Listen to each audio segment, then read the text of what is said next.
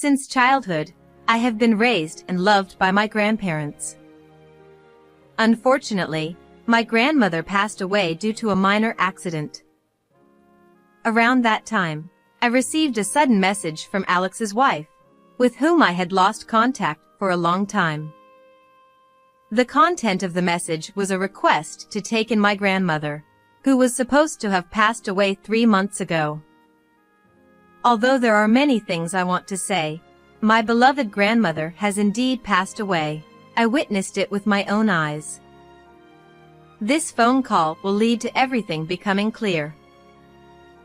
I am Elizabeth, 45 years old, and single.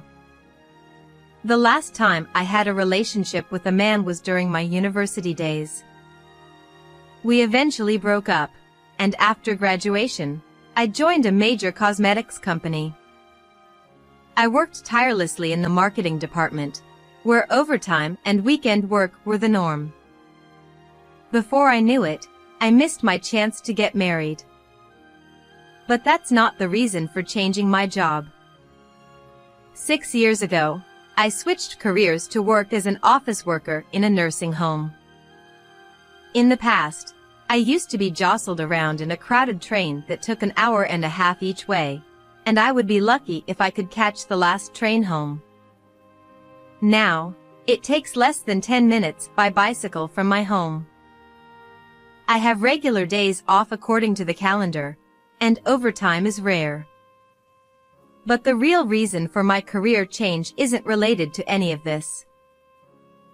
I have never left my parents' home since birth. I have confidence in my financial stability, and I'm skilled at household chores. So why haven't I moved out?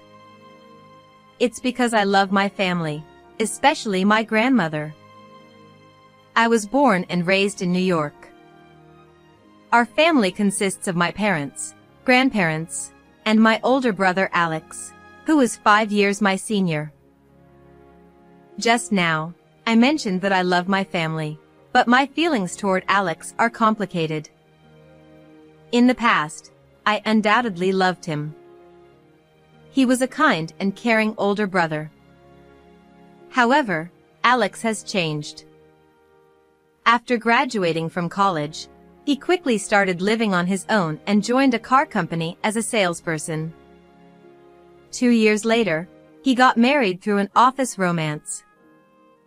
Since then, he has become more and more distant, never visiting our parents' home during Christmas or New Year's. I only know that he vaguely lives in Kentucky. I don't even know if he has children. When was the last time I saw Alex's face or had a conversation with him? It feels like at least 5 years have passed. Alex's last words to me were, "Since becoming a manager, I've been busy. I'll leave everything related to our parents' house to you." That straightforward statement left me with the impression that he's heartless. That's why I decided not to move away from home when changing jobs, to protect our family. Our parents are already retired.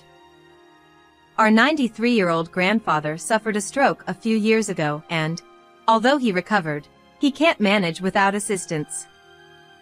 Currently, our parents take care of him. And then there's my beloved 92-year-old grandmother. Since both our parents worked, it was our grandparents who looked after us when we were young. My grandmother especially taught me everything I needed to survive.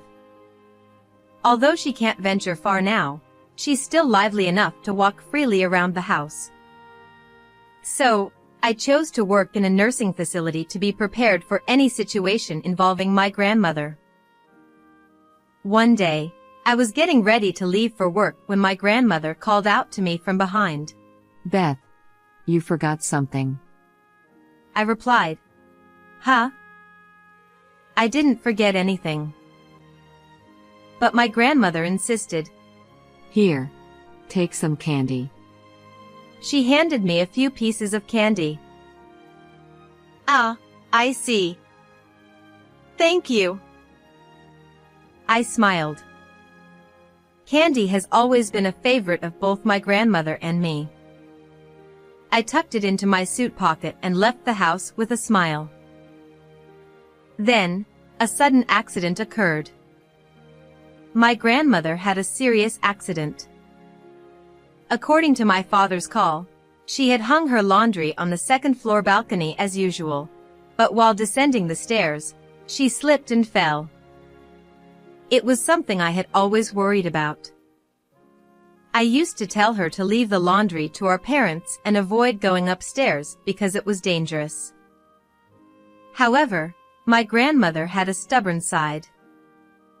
She believed in doing what she could herself. No one was at fault.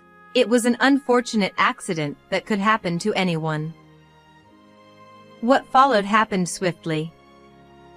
My grandmother suffered complex fractures in her thigh bone and pelvis. Unfortunately, she couldn't be discharged from the hospital where she was taken, and just 4 months later, she passed away from old age. Of course, I felt sad. I cried and cried until I was emotionally drained. But I'm an adult now. There's no time to dwell in sorrow. I have to handle everything, including the funeral arrangements. My grandmother's roots were distant, and we had no close relatives to contact. Ultimately, our family decided to hold a funeral for her with only immediate family members. Well, I have to call Alex and his wife. However, I was foolish to think that they would immediately respond once I contacted them. Neither phone calls nor emails were getting through. I sent emails, but there was no reply. As a last resort, I sent a short message on my smartphone, and the response came on the day of the funeral. I'm far away for work and extremely busy. I'm sorry, but I can't attend. I'll send money later. Who cares about money? I got angry when I read the message.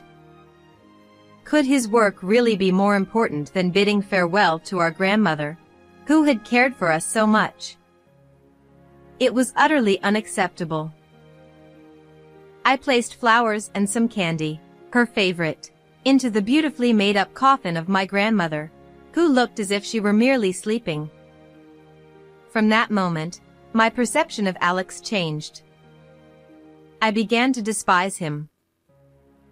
Since then, the seasons have changed, and now it's winter. For me, spring, summer, autumn, and winter are all the same. I wouldn't mind if it were winter forever or scorching summer all the time. I've even considered quitting this job altogether. But my grandfather is still alive. And someday, my parents will also need care. I still have much to learn. On a weekday lunch break, my mind empty, I diligently continued working. Unexpectedly, I received a call from an unlikely person. If I hadn't registered her number, I wouldn't have answered. The screen of my smartphone displayed Amelia. We had only spoken briefly after a wedding, as far as I could remember. What could she want now? Should I ignore it? But the ringing wouldn't stop. With a sigh, I decided to answer the call. Hello, this is Elizabeth, I replied. Amelia hesitated before speaking. I apologize for interrupting your work. I'm Alex's wife, Amelia. It's been a while. Ah, yes. Despite being older and in a higher position, Amelia always maintained a humble demeanor. Even when Alex and I suddenly got married, she greeted not only our parents but also me with proper respect. In short, she's a good person. That's why I couldn't understand why she was contacting me now. It's okay. How can I assist you? I asked, trying to keep my tone as neutral as possible. Emilia continued. I feel awkward saying this, but it's about your grandmother. Is something wrong with my grandmother? My frustration slipped into my voice. Under my husband's instructions, we've been taking care of your grandmother. However, it's been over a month since the promise time. Could you come and pick her up? What? I genuinely couldn't comprehend what Emilia was saying. Wait a moment. That was the best I could say. So, Emilia is taking care of my grandmother, who died 3 months ago. This was the question I came up with after thinking hard. I know this is incoherent, even for me. But the same goes for Emilia. Yes, your grandmother is with us. What? She passed away? 3 months ago? Her surprised voice sounded genuine. Can we both calm down a bit? I suggested, and Emilia agreed. A few minutes later, I regained my composure and carefully explained the circumstances that led to my grandmother's passing. Emilia's response, however, was perplexing. According to her, Alex's grandmother needed care, and they had taken her in temporarily until preparations could be made at our family home. This led to 2 possible conclusions. Neither Emilia nor I are lying. If this is true, then Alex is the one lying. I had anticipated that someone might tell such an easily debunked lie. But now, there were more pressing matters. I need to contact Alex immediately, but I'm almost unreachable on his phone. I told Emilia. Even I haven't touched my husband's cell phone. But if it's just a call, I can use my phone while he's at home. Anne. Emilia hesitated. And? I asked. Recently, my husband has been working remotely more often. If I ask, he might agree to a video call. While face-to-face persuasion had its merits, there was a problem. I don't even know where both of you are currently living, I pointed out. We've been in Pennsylvania for over 10 years, so visiting your place would be easy. Emilia replied. For now, we made a promise to talk to Alex via Emilia's phone later that night. Other strategies were also devised. With complicated feelings. After all, Philadelphia is just the neighboring state. How far would he go with his lies? Asking her to take care of a stranger's elderly woman just a few months after my grandmother's passing? It's too much. It's downright repulsive. I returned home and called Alex on Emilia's smartphone at the specified time of 8:00 p.m. By Emilia's kind offer and insistence, she's currently waiting in my bedroom. Despite my numerous attempts to contact him being ignored, Emilia's phone was answered soon. The speaker was on so that Emilia could hear the conversation. Emilia, where are you right now? You haven't even prepared dinner. His high-handed and arrogant tone. This wasn't the Alex I knew. It's me, Alex. I informed him. Huh? He was clearly confused. As expected, I waited for his response. Elizabeth, is that you? Why? Where's Emilia? I'm here. Emilia's response was brief. You! Why are you with Elizabeth? Alex was momentarily speechless but quickly continued. Wait, Did you tell Elizabeth about the matter? Yes, I informed her. Amelia remained matter of fact. I told you it was too early to discuss that. Alex's attitude suddenly changed. The matter in question was undoubtedly about my grandmother. I've heard from Amelia that you've been working remotely recently. I interjected. And what does that have to do with anything? I could vividly imagine Alex's stern expression. From here on, why don't we continue the conversation face-to-face using a remote work app? I'll send you the ID and password. I proposed.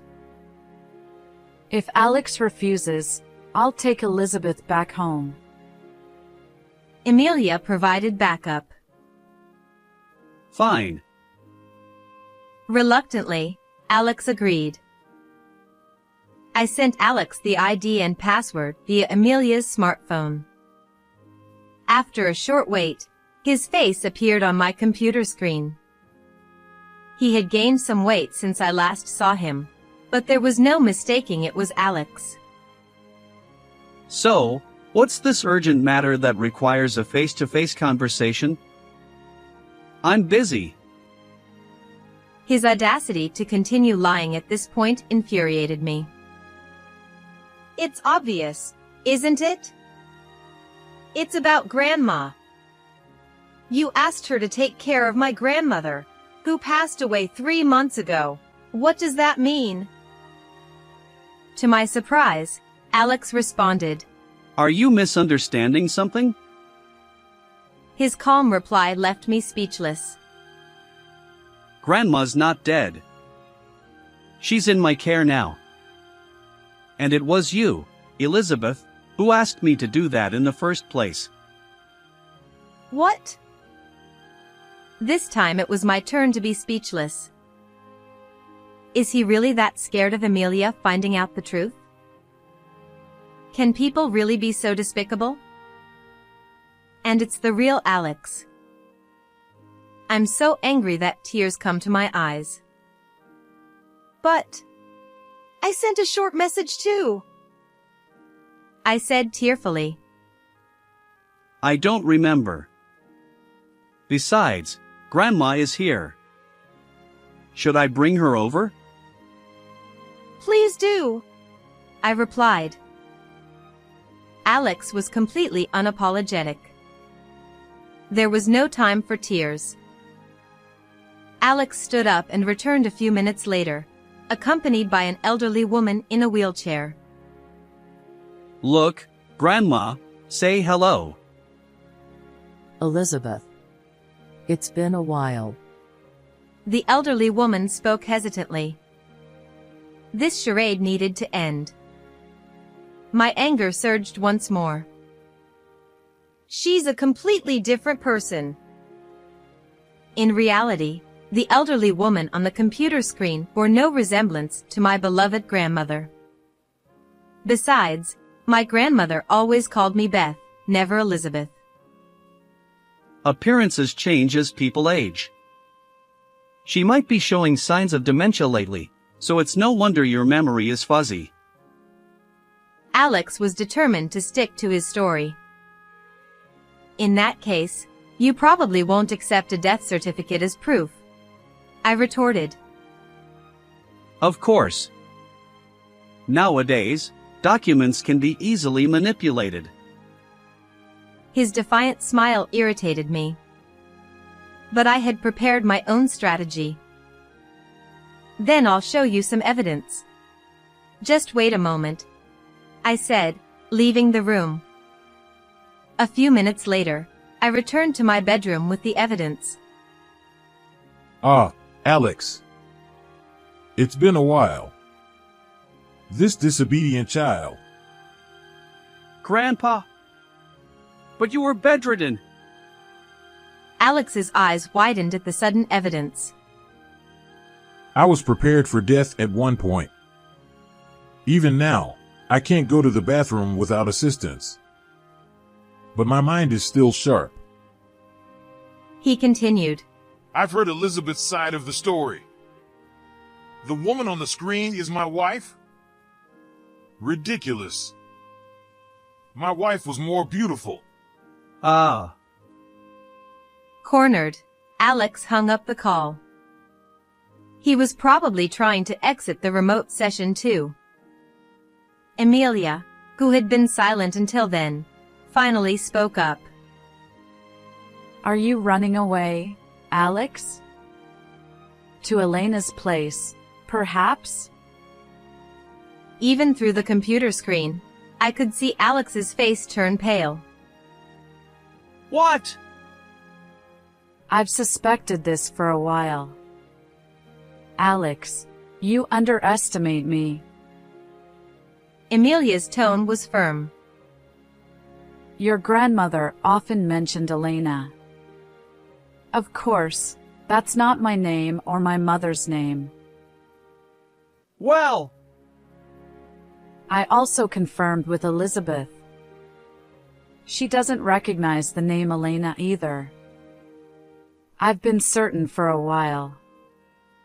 I even hired a private investigator to look into your affair. what? The results came quickly. Photos of your affair. Proof that your grandmother is Elena's grandmother. You were preparing for our divorce, weren't you? It all began with Emilia's woman's intuition. Alex, or rather, Alex's high likelihood of being involved with another woman, his affair with a coworker named Elena in her late 20s, his decision to care for Elena's grandmother, who had dementia, to gain favor with her, and his plan to burden my family with her before she entered a facility. He used every means to divorce Emilia without admitting fault, remarry Elena, and secure a future. Emilia gathered evidence of all this and reached out to me. Honestly, Emilia is an incredibly intelligent woman, far beyond what her appearance and demeanor suggest. If you have something to say, go ahead, I asked Alex, emphasizing that I would only listen. I'm truly sorry. I didn't mean to deceive you. Neither did Emilia. I'll end things with Elena. So, Alex apologized through the screen. My sharp-witted grandfather chimed in. Technology has come a long way. Even your tear-streaked face is visible from a distance. Grandpa, please help me. Fool! I never want to see your face again after using my wife, neglecting my cute granddaughter and your wife. This is the end. Elizabeth. You too. Right now, the most important person in this house is your grandfather. And by the way, I never want to see your face again either, I retorted. Emilia. The divorce proceedings are already underway. I'll return to my parents' home, and we'll meet in court next. Well then, that's that. Goodbye, Alex. As I finished speaking, I clicked the exit button on the remote conversation. The seasons changed. I stood alone at my grandmother's grave, mentally sharing various updates. Alex divorced Emilia, and naturally, Emilia was advantageous. Alex ended up paying an enormous amount in alimony and even sought refuge at my parents' house once. But with my sharp-minded grandfather's authority, he was effectively disowned. Apparently, the will even stated, Alex is not family. As for Elena, she hoped to remarry Alex, but the real world isn't so forgiving for a divorced, debt-ridden man in his 50s. In the end, he quit the car company he'd worked at for years, now living in a cheap, cramped apartment, working day labor jobs while continuing to pay alimony. In these times, it's hard for a middle-aged man with no qualifications, let alone negative savings, to find new employment. It's all karma. Most of the information about Alex came from Amelia. Since then, Amelia and I have become friends, meeting quite frequently. And so, as I stood up and said, "It's all over, Grandma. See you later," a strong gust of wind blew. Simultaneously, I heard a voice I loved very much. Beth, thank you. Take care of your grandfather a little longer, won't you?